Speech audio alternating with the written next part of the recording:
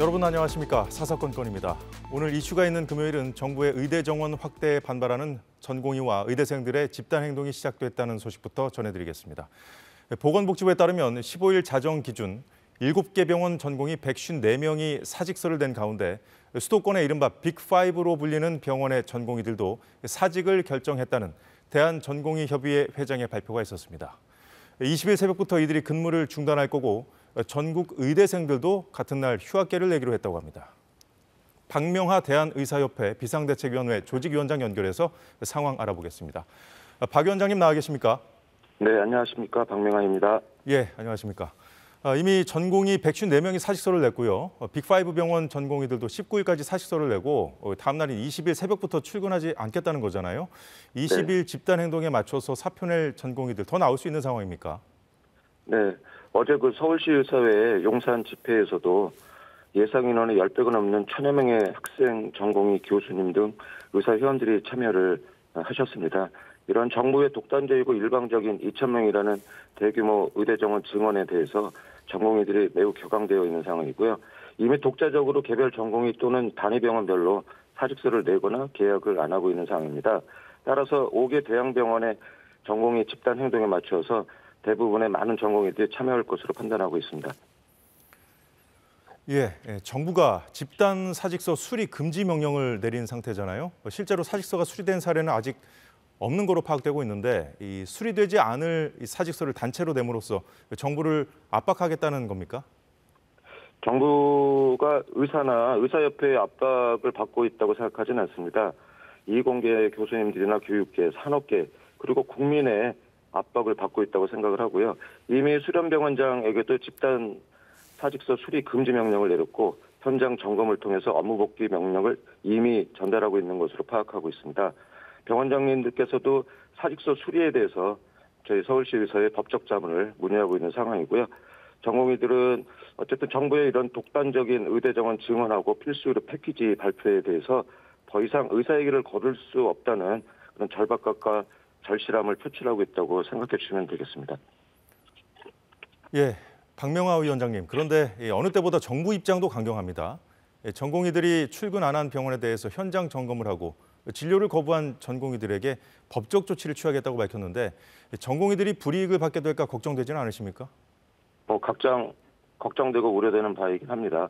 그래서 서울시 의사회에서는 전공의들의 법적 문의에 대해서 대응하기 위해서 서울시 소속 전공의들께 문자를 전체 보냈고요. 대한전공의협의회에도 이제 서울시 의사회 즉각 대응팀 휴대폰 번호를 오픈하였습니다. 그래서 현재 많은 문의가 들어오고 있고 대응하고 있습니다. 그리고 비대위에서도 법률 지원단을 구성해서 소송 등 전반적인 대응을 해서 전공의들이 어떠한 불이익도 피해도 해결하기 위해서 대비하고 있기는 합니다.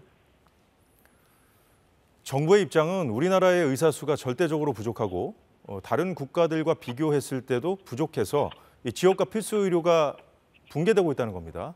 자, 그런데 각종 여론조사를 봐도 국민들 역시 의대 정원이 필요하다고 하시는 분들이 압도적으로 많거든요. 의료 공백 사태를 걱정하시는 분들도 많고요. 집단 행동을 추진하시는 입장에서 국민들에게도 좀 이해를 구하셔야 되지 않을까요? 네, 국민들께서 걱정을 많이 하고 계시다는 걸 잘 알고 있습니다. 근데 정부가 청소년 포퓰리즘적인 대규모 의대 정원 규모에 맞추기 위해서 국민이 맞는 연구자료만 참고했다고 저는 생각하고 있습니다. 보사연 2022년도 연구자료 결과도 현행 의료 시스템을 개선하지 않으면 의사가 많이 필요하니까 의료 시스템 개선이 우선이다라고 결론 지었는데 의대 정원에 그것을 이용을 하였고요. 지난해 보건복지부 주최한 전문가 포럼에서도 5% 정도의 점진적 증원이 적절하다고 했습니다. 그런데 갑자기 70% 가까운 증원을 의료계와 협의 없이 발표한 것입니다. 그렇기 때문에 이것은 정치적 포퓰리즘적인 성격이 크다 보고 있고요. 여론도 지금 의대 증원에는 어느 정도 호의적인 거 알고 있습니다만은 설날 이후로 해서 너무 지나치다 이건 총선용인가 하는 의구심과 함께 여론도 많이 바뀌고 있다고 저는 파악하고 있습니다. 예, 정부도 무조건 밀어붙인다고 능사는 아니고 의료계도 집단 행동을 앞세우는 건 슬기롭지 못하다는 지적이 나오고 있습니다. 대화와 타협을 통해서 접점을 찾을 생각도 있으신 거죠? 당연합니다. 그래서 의사협회와 의료인협의체에서 28차례나 논의했다고 하면서도 또 충분히 소통하였다고 했는데도 실제적으로는 논의한 바가 없었다고 확인해 드릴 수 있습니다. 회의로 공개를 이 자리에서 요구하는 바이고요. 조기용 장관께서는 의대 정원 증원은 정부의 정책사항이므로 또 의사협회와 협의 대상이 아니라고도 또 밝혔습니다. 무슨 소리를 하시는지는 모르겠습니다. 그러면서 지금 강경 대응으로 압박하고 있는 상황입니다. 진정성 있는 대안은 언제든지 환영합니다. 그리고 구사 의정 합의에 따라서 원점에서 의정 협의체에서 논의해 주시기를 부탁드립니다. 예, 잘 들었습니다. 대한의사협회 박명하 비상대책위 조직위원장이었습니다. 고맙습니다. 감사합니다. 예, 이슈가 있는 금요일 이어서 클린스만 감독 경질 관련 소식 박문성 축구 해설위원과 살펴보겠습니다. 어서 오십시오. 네, 안녕하세요. 2주 전 이 자리에서 클린스만 네. 감독 경질 필요하다 강력하게 입장을 피력해 주셨는데 오늘 경질됐어요. 뭐 경질을 주장을 했고 또 경질되는 게 뭐 지금의 여론이나 여러 가지 놓고 봤을 때 부합하다고 생각을 하긴 하는데 어찌 보면 이제 시작인 것 같아요. 상당히 뭐 감독의 경질이 한국 축구의 목적일 수는 없잖아요. 예. 앞으로 한국 축구가 가야 될 길이 많기 때문에 더 많은 걸 세세히 좀 들여다봤으면 좋겠습니다. 그런 계기가 되지 않을까 싶은데요. 네. 정몽규 회장이 직접 클린스만 감독 경질을 발표했습니다. 잠시 듣고 이어가겠습니다. 우리가 대한민국 대표팀 감독에게 기대하는 지도 능력과 리더십을 보여주지 못했습니다. 클린스만 감독은 감독으로서의 경쟁력과 태도가 국민의 기대치와 정서에 미치지 못하였고 앞으로 개선되기 힘들다는 판단이 있어 2026년 북중미 월드컵 2차 예선에서 사령탑을 교체하기로 결정했습니다. 예, 방금 발표 좀 들었는데 어떤 점에 좀 주목을 하셨습니까? 크게는 이제 네 가지 부분이 있었어요. 하나는 클린스만 감독 경질 발표고요. 두 번째는 축구협회 책임과 관련해서 아무래도 최종 책임자이기 때문에 사퇴 의사에 대해서는 에둘러서 사퇴하지 않겠다. 그리고 하지만 전력강화위원회를 포함한 시스템의 점검을 하겠다. 예. 마지막 네 번째는 좀 선수단 내분 이슈가 계속 이어지고 있잖아요. 네네네. 이게 조속히 마무리될 수 있도록 노력하겠다. 이게 네 부분이었는데 예, 어떤 점을 좀 가장 좀 눈여겨보셨어요? 일단 뭐 클린스만 감독 경질에 대한 부분이죠. 그걸 이제 최종적으로 결정을 했는데 시간이 좀 걸렸어요. 조금은 또 신속하게 대처할 필요가 있었다고 좀 생각을 하고요. 마지막 부분 선수단 이 내분에 대한 부분은 워낙 대중적인 이슈예요. 예. 그래서 이 문제를 실제로 어떻게 앞으로 마무리해 나갈까 쉬운 문제는 아닐 겁니다. 그 부분도 좀 뒤에서 짚어보는 걸로 하고요. 네. 일단 축구협회 발표가 오후 2시쯤 있었는데 앞서 1시경에 클린스만 감독이 SNS에 글을 올렸더라고요. 화면으로 좀 볼 수 있을까요? 네. 모든 선수와 코치진, 한국 축구 팬들에게 진심으로 감사하다.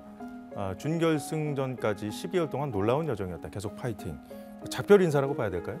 네, 작별 인사인데 뭐 당연히 할 수 있는 얘기고 또 뭐 어떻게 보셨어요? 네, 뭐 감사와 고마움을 전하는 건데 내용적으로는 괜찮은데 올리는 시점은 조금 아쉽긴 합니다. 그러니까 공식 발표가 하기 전에 개인이 발표해 버리는 거잖아요. 이게 무슨 의도일까요?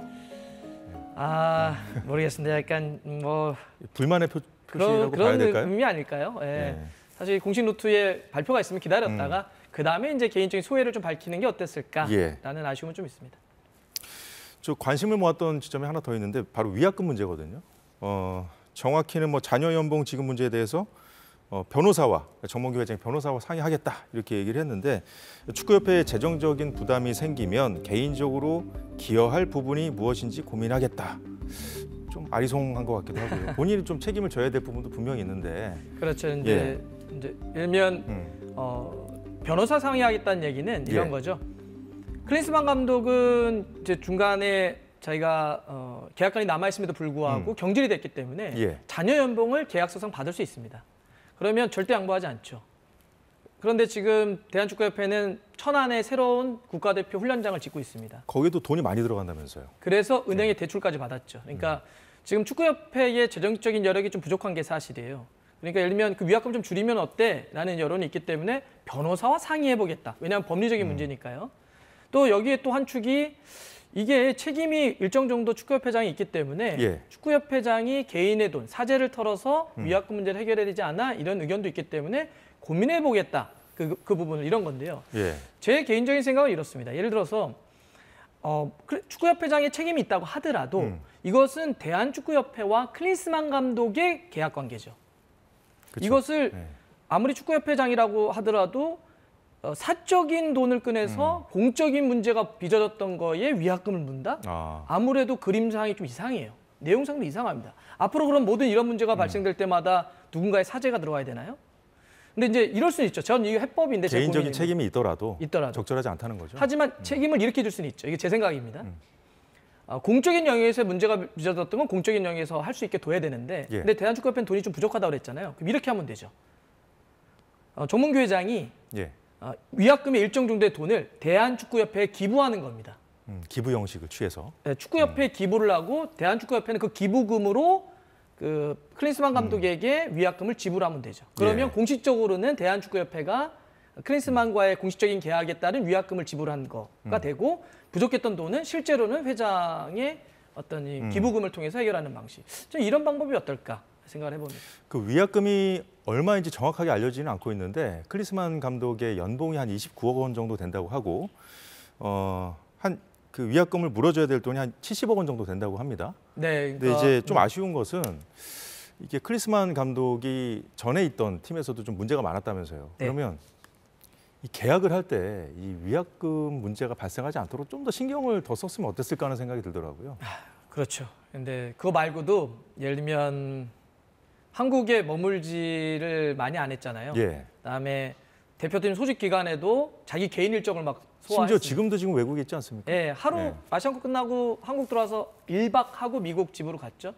지난해 있었던 영국에서 있었던 전지훈련에서는 대표팀 소집 기간이 사실 길지 않아요. 한 열흘 정도 되는데 네. 그 열흘 모여 있는 곳에서도 시간을 빼서 개인 일정을 소화하겠다 이렇게 했었어요. 그러니까 저는 계약서 내용을 저희가 대회비기 때문에 들여다볼 수는 없겠지만 예.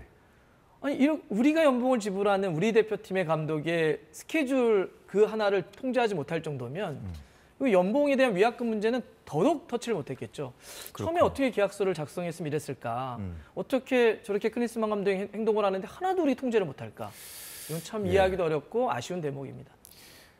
사실 이 클린스만 감독 경질론이 제기된 건 좀 됐고요. 네. 이게 한참 제기되는 상황에서 이 선수단의 불화설이 제기됐어요. 네. 이게 손흥민 선수, 이강인 선수 좀 물리적 충돌 보도까지 나왔고 뭐 이강인 선수는 뭐 부인하기도 했습니다만 사과는 했죠. 그 자체는 인정했지만 거기 이제 몇 가지 주먹질을 사실과- 했다는 그렇죠. 건 그 보도에 부분. 대해서는 네. 부인을 했던 거죠. 네. 그래서 더 충격이 컸던 것 같아요. 저는 뭐 감정적으로 충분히 이해할 수 있지 않을까요? 그러니까 사실 지금 한국 축구를 상징하는 두 선수라고 한다면 손흥민과 이강인 선수죠. 예. 상징한다는 얘기는 정말 많은 축구 팬들이 진심으로 응원하고 진심으로 사랑하는 선수들입니다.